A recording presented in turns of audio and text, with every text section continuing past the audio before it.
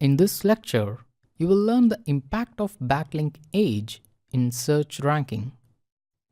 If you have a look at the correlation factor, then you will realize that you can't skip this SEO factor. 19% correlation is not too small to ignore.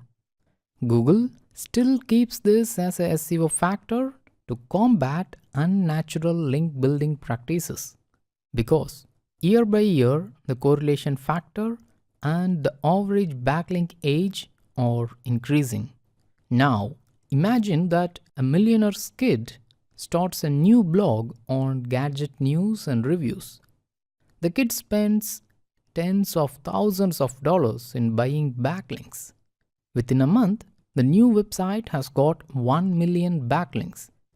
Will it be ethical to rank that kid's new website over all the others? That's the reason the top 10 search results have an average backlink of 470 days compared to 389 days of top 30. Also, the difference in backlink age is very prominent between the top 5 websites.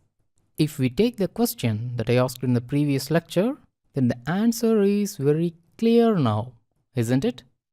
It can be inferred that website A is getting backlinks linearly over time with older backlinks, whereas website B should have got a sudden surge of backlinks recently, which can be due to a few viral contents.